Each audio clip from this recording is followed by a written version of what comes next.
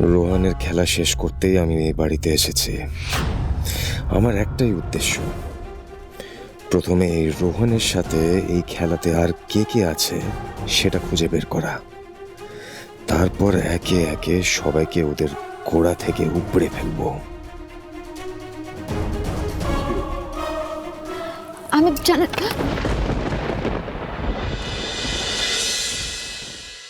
দেখো না সে আকাশে কৃষ্ণ চূড়াতে লেগেছে আগুন, বলে না হলে মনেতে ফাগুন, মন ফাগুন, মন ফাগুন, মন ফাগুন, মন ফাগুন, মন ফাগুন,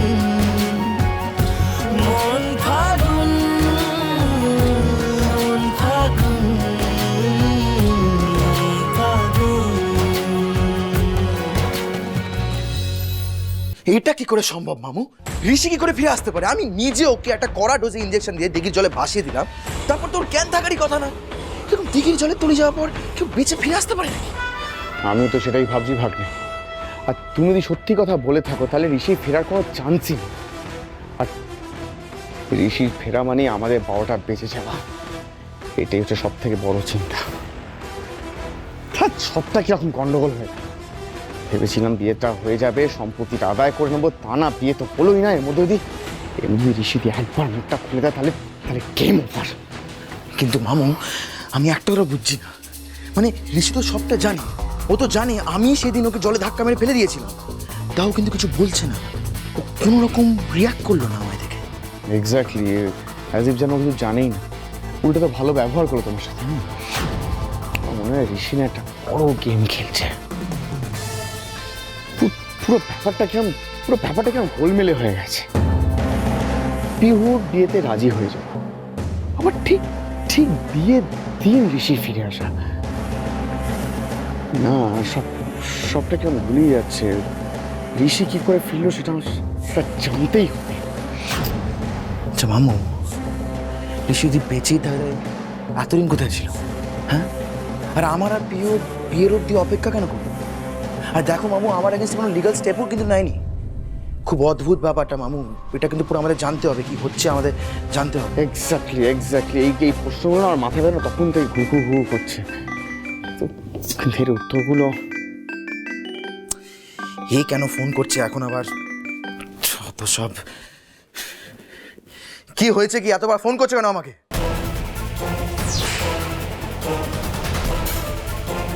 হোয়াট?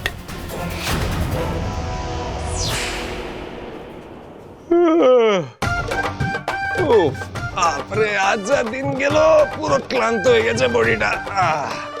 এবার বিস্তারে পুরো বডিটা ফেলে দিব। এটা কি করছেন আপনি? কি করছি মানে? এটা কি পরে আছেন? এটা লুঙ্গি, ভালো লাগছে না? ভালো লাগছে না? না লাগছে না ভালো। আপনাকে বোঝাতে পারিনি না আমি ভুলভাল কিছু বলেছি। ঋষি স্যার এরকম কিছু পরতেন না। আপনি আপনি আপনি প্লিজ যান, চেঞ্জ করুন। আরে গুলাবো, এসব শার্ট প্যান্ট পরে কেউ ঘুমাতে পারে নাকি? আমি এটাই পরে ঘুমাবো, এটাতেই আমি আরাম পাই, ব্যাস। নাহলে রাত্রে স্বপ্ন দেখতে পারি না। না, তার মানে ঘরে আপনি এই লুঙ্গি পরে থাকবেন? হ্যাঁ। না, যান গিয়ে চেঞ্জ করুন। গুলাবো, রোমিও কিন্তু কারোর গোলাম না, ব্যাস বলে দিলাম। হ্যাঁ রোমিও, আপনি কিন্তু আমার শর্তটা ভুলে যাচ্ছেন। আপনি যদি আমার কথা মতো না চলেন তাহলে কিন্তু আপনি একটা টাকাও পাবেন না। আরে আমি তো বলছি আমি চলবো, আপনি যা যা বলবেন আমি সব করব। মা বলে খাওয়া আর পড়া সব সময় আরামে করা উচিত। আর তাছাড়া এখানে তো সেরকম কেউ নেই যে আমাকে দেখবে, আপনি ছাড়া। না মানে আপনার সামনে আর কিসের লজ্জা, ওটাই বলছি। দূরে যান, দূরে যান, ডিস্টেন্স মেনটেন করুন, দূরে যান, নো টাচিং।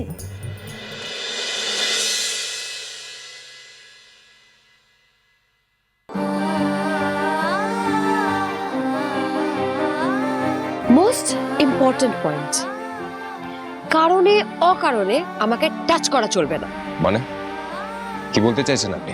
মানে যখন তখন হাত ধরা, কোলে তুলে নেওয়া, সেটা করলে চলবে না। একটা ডিস্টেন্স মেনটেন করতে হবে।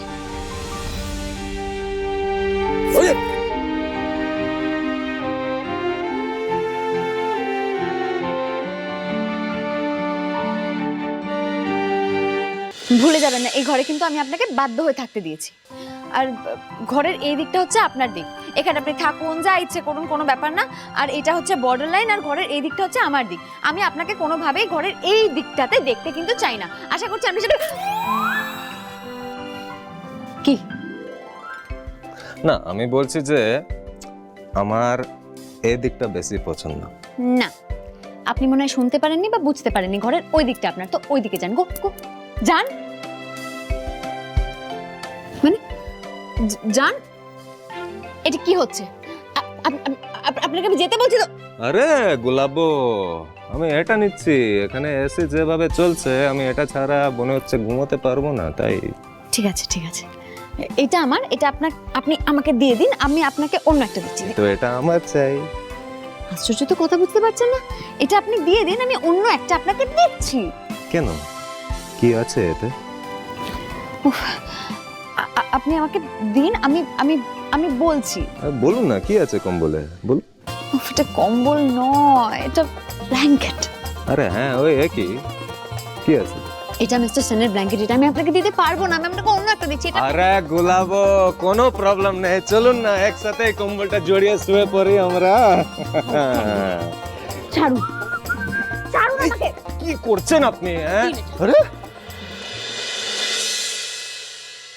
কেন ভাসালে, কেন ডোবালে, লেগেছে আগুন কিছু গুলালে, তোমাকে পেলে এমন ফাগুন, মন ফাগুন, মন ফাগুন, মন ফাগুন, মন ফাগুন।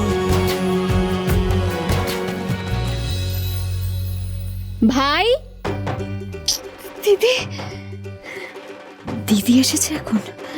একে এখন কোথায় লুকোবো আমি? কোথায় হিরো হিরোইনের রোমান্টিক মুড শুরু হচ্ছিল, আর এক্ষুনি দিদিকে ব্যস্ত দিতে হলো।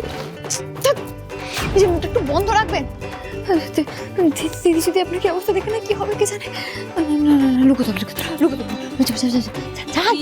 আসছে দিদি, লুকোন ভাই। হ্যাঁ দিদি, এই তো। কিরে ভাই কোথায়? আরে বাবা, ওর জন্য দুধ নিয়ে এলাম তো। এটা না খেলে ওর রাতে ঘুম আসবে না, তুই ভুলে গেছিলিস। নে, কোথায় ও? ওই লোকটাকে আর দুধ খাওয়াতে হবে না দিদি। কিন্তু দিদি, তোমার ভাই তো ঘুমিয়ে পড়েছে। কি ঘুমিয়ে পড়েছে এত তাড়াতাড়ি? হ্যাঁ, আসলে খুব ক্লান্ত ছিল তো, তাই ঘুমিয়ে পড়েছে তাড়াতাড়ি। আচ্ছা বেশ, আমি যখন এসেইছি তখন তখন একবার ওকে চোখের দেখা দেখিনি। আরে এত রাতে কি দেখবে তুমি তোমার ভাইকে? জানিস, এখন আমার বিশ্বাস হচ্ছে না যে ভাই ফিরে এসেছে। সবই বুঝতে পারছি, কিন্তু এখন দেখার কি দরকার দিদি? এত রাত হয়ে গেছে, এমনিতে তোমার শরীরটা ভালো নেই না, তোমার এমনিতেও কিন্তু এতটা রাত জাগা উচিত না। তুমি যাও, ঘুমাও গিয়ে, কাল সকালে। ছাড় তো আমার শরীরের কথা, ভাই ফিরে এসেছে না, আমার শরীর এমনিই ঠিক হয়ে যাবে। তুই শহর।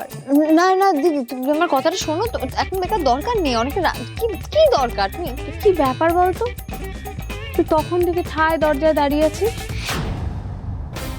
কি হয়েছে? ভাই কোথায়? কোথায় মানে? কোথায় মানে? ভেতরে আছে। কোথায় থাকবে? তোমার কথা। ভাই কোথায় দেখি, সর না।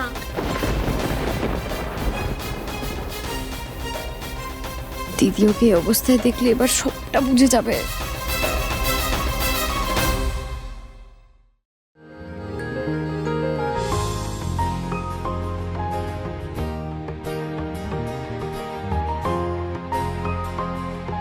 কি দিদি, রাখির দিনে ভাই ফিরে এসছে বলে তোমরা সবাই আমার কথা ভুলে গেছো।